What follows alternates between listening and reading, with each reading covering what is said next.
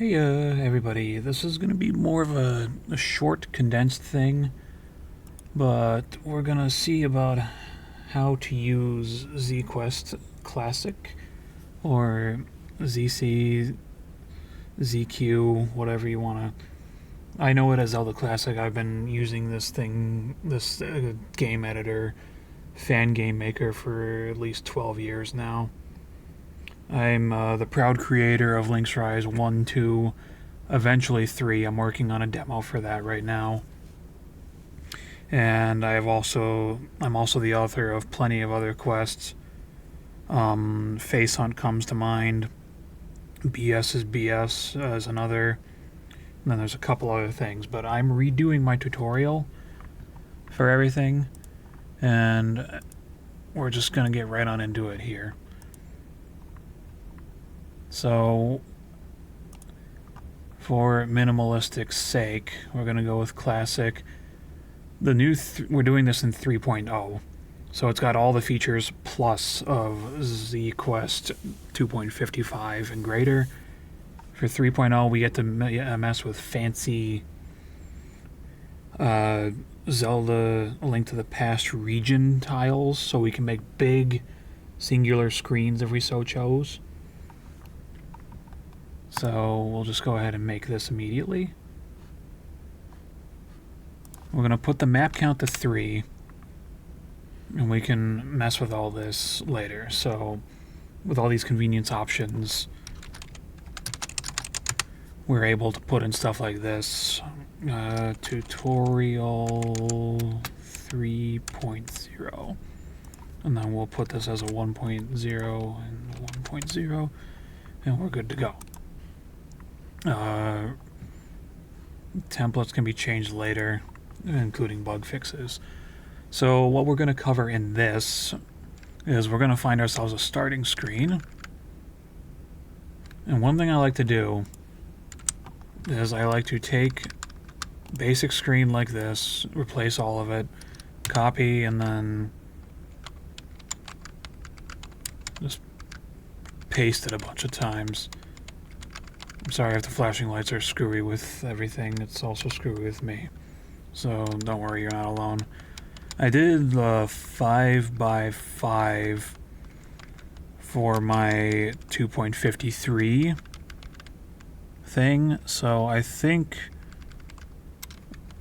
7x7 will be fine for our world.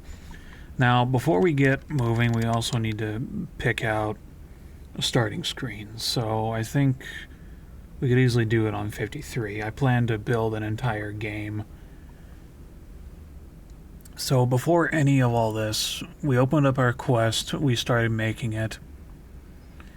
We can make sure if our graphics are correct or not, which it looks like they are.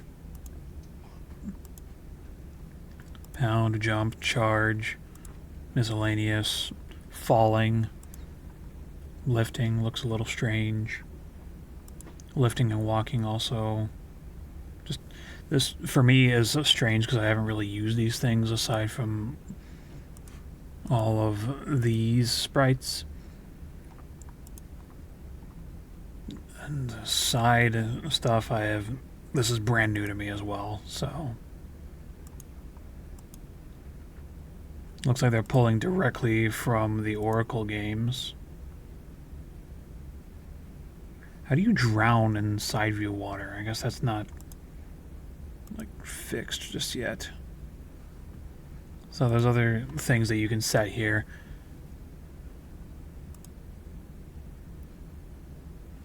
Like all these buffs and debuffs. You can give defenses to your character if you want.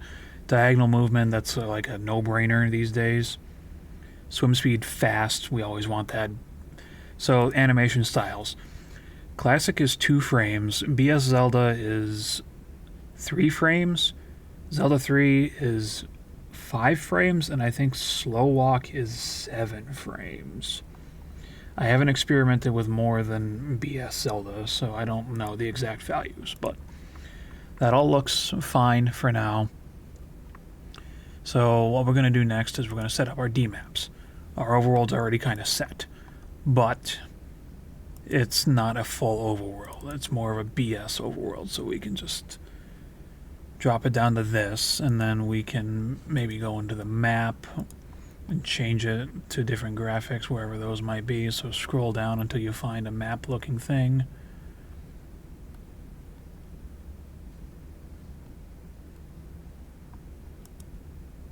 I could make a custom one, to be fair, but we find like a flat map background like this.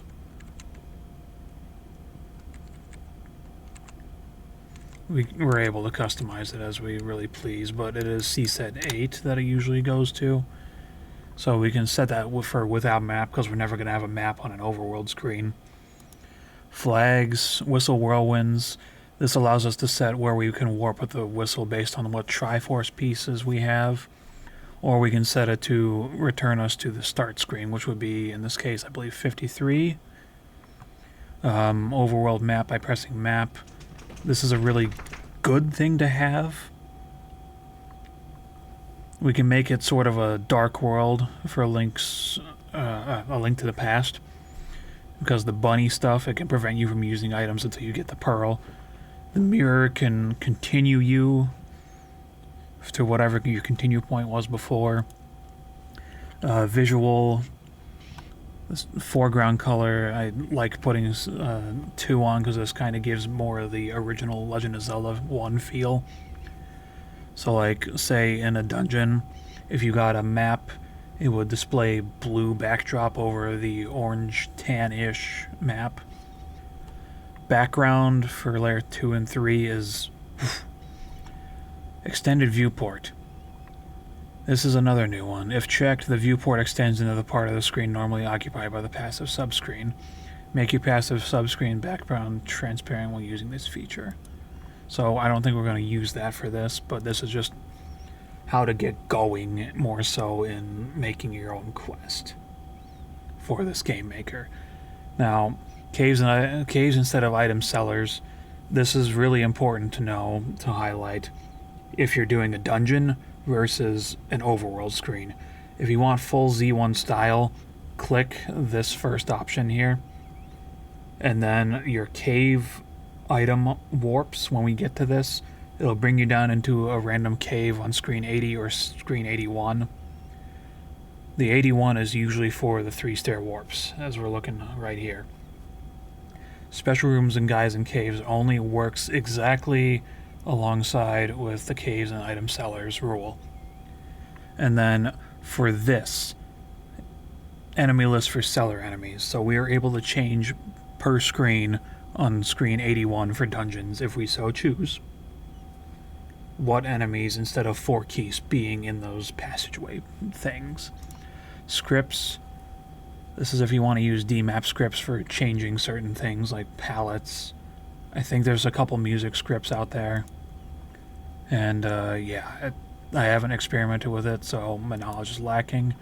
And then we have active, subscreen, and map scripts that we can set per map, DMAP, whatever. And now for the actual setting things. We want our character to start and continue on screen 53, which would be this one right here. So let's plonk that in. We don't really have a goal, so we'll leave compass blank. We can also click continue here, and no compass, so it'll just show screen 53. Now, mirror DMAP, if you're using the mirror, it will warp you to the specified DMAP from this map. So say you give a mirror item. If you want to do a light world, dark world thing, you have to remember that map 0/level, or it says M down here, where my cursor is. That's map 1. Say you want it to be map 2, where your dark world is. You would put that in here, but we're not going to explore that just yet, because we have to actually start building our world. Another new setting, customize gravity. So if you wanted to, you can mess around with this. You can make it sort of a lunar feel for low gravity if you're jumping around. Or if you want to do a vertical map for like a Super Mario Bros. Level, you could do that too. Whenever you jump, you could lower how high or how low you jump because of the gravity. And yeah. So we can just name this overworld. Z1 overworld is the standard red, green, and white palettes, if I recall correctly. And then we got Z1 to level 9. Z1 caves, passageway. Night overworld is a newer thing that's been here since the editor, as far as I know, since it was at 2.5. I don't know if it was in 2.12 or not, but I haven't looked back because I've only ever built a quest in 250 and plus. CSAT 1 out of 5, Caves 2. These are all potential dungeon palettes down here, but we're going to stick with Overworld for now. Subscreens, if you mess with any of these, you can change them at your leisure. DMAP intro, you can pull a string to set as your intro DMAP thing. So you can make world location markers that don't freeze movement, etc. Music, you can grab a MIDI and it'll pull from all these things.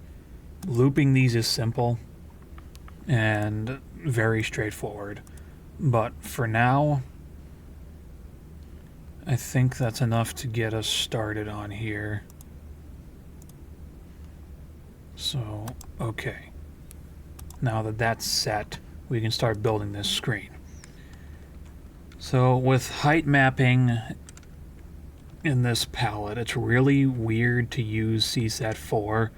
This is why I like Classic XD a lot better than Basic Classic, and why I rebuilt, well, I built Link's Rise DX and Link's Rise 2DX in Classic XD, DX, whatever you want to call it.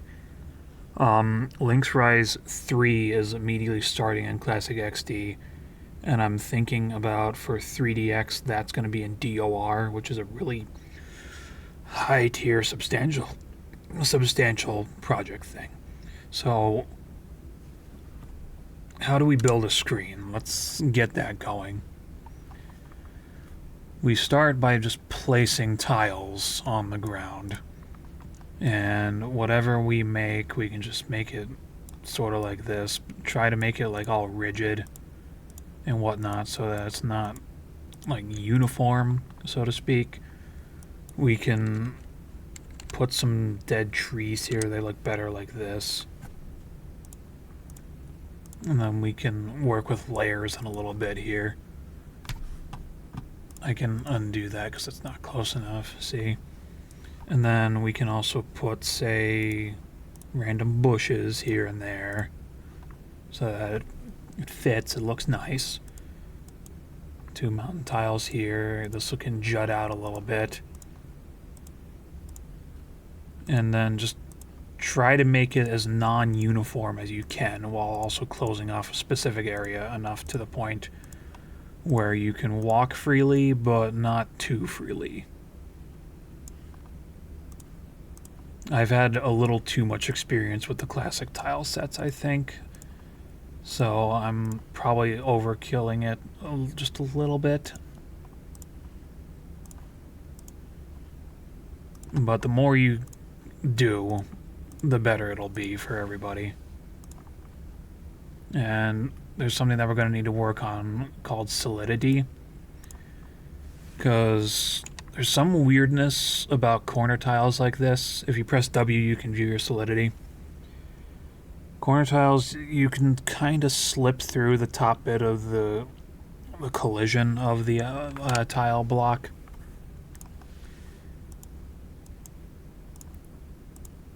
I'm just here using techniques like I usually do. Technically, we don't even need to use layers for these trees over here because we got the tiles to cover it.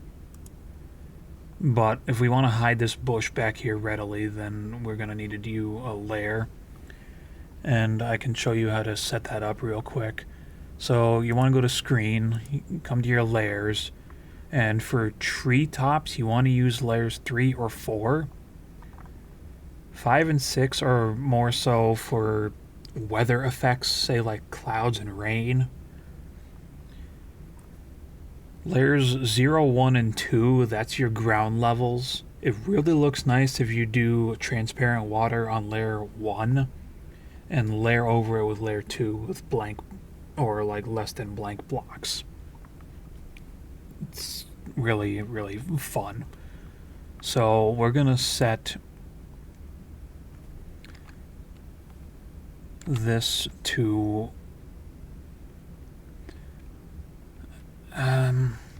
I think I set it. Let me check my map count before I make any hasty decisions. Let's up this to 5 maps, just cause. Let's go back into screen data layers and let's pull this layer. I don't think we're going to use anything higher than layer 3 for this tutorial quest because it's little and we're just learning how to use the engine. So we're going to pull from map 5 and we're going to make it the same screen that we're on here so it matches up easily. The same can be applied for map 3 and map 4, screen 53. Transparency, as I stated before, allows things to be transparent. 5 and 6 really, really work well if you want to do like extra darkness in a place for transparency. Say you want to make a really dark forest, you can get some specific solid color tile and just place it all over a screen and transparent. And that's best on layer 6. I've also been made aware that with freeform combos, you can adjust how big they are, but you can also give them layer properties.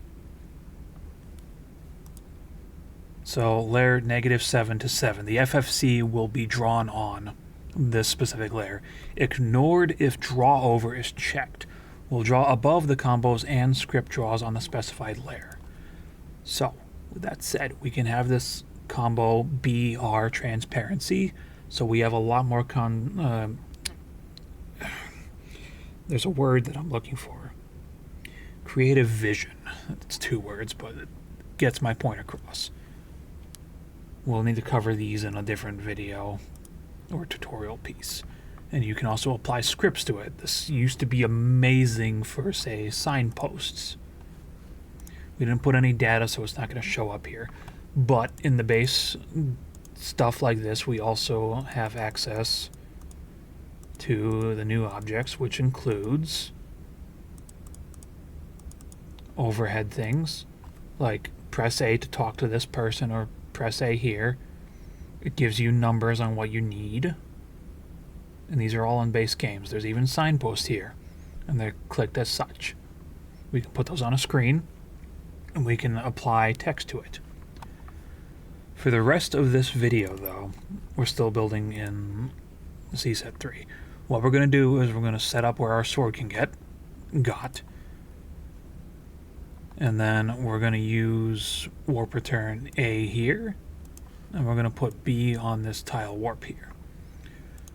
So, with that said, we now need to go to our screen. We need to click room data. This is a little different. So, special item, and we need to give our player the sword, and we can actually set all the relevant terms if we highlight this guy and set it. And with that, we should be good to go. Aside from tile warp, set this to screen 80, and we can use warp return B because that's where our cave is going to lead us out of. So this will take us to a copy paste of this screen. We're able to modify this as we please. Just don't do it too excessively, yeah? So we can make it a little more rigid, so to speak.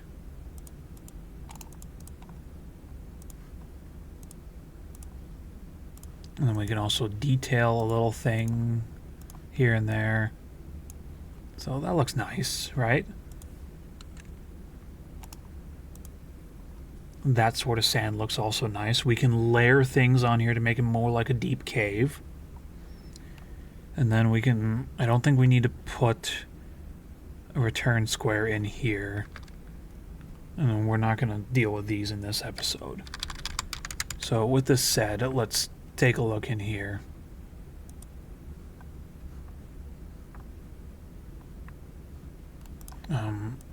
Actually, let's save it in our...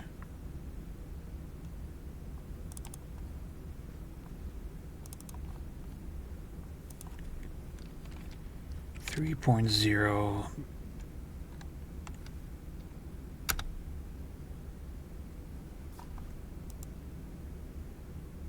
And then we can test it with all these initialization things. Now, this might pull up a new window.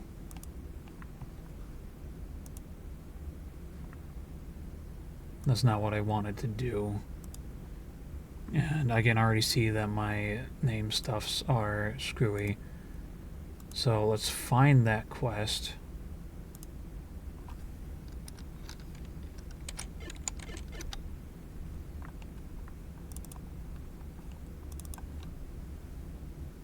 And then it should be in ZC. Quest projects.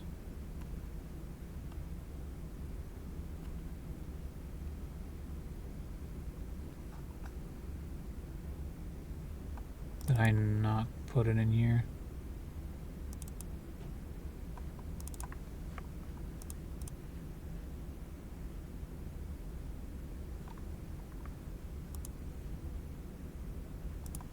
I'm drawing a little bit of a blank.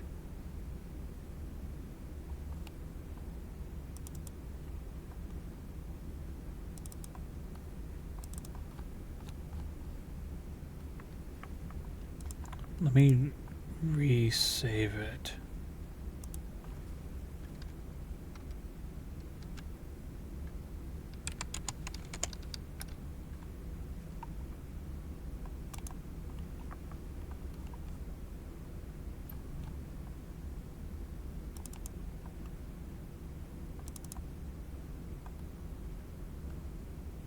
There we go. So if we go into this now, my parameters are all screwed up. So we can go down here and test. We didn't set a string for the guy, but yeah.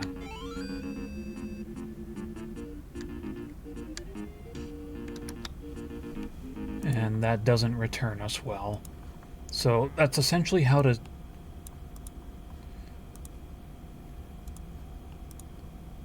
That's essentially how to make your first cave, but it's not good if you're on the same screen because apparently the cave item sellers, they always pull from warp A regardless of where you set them.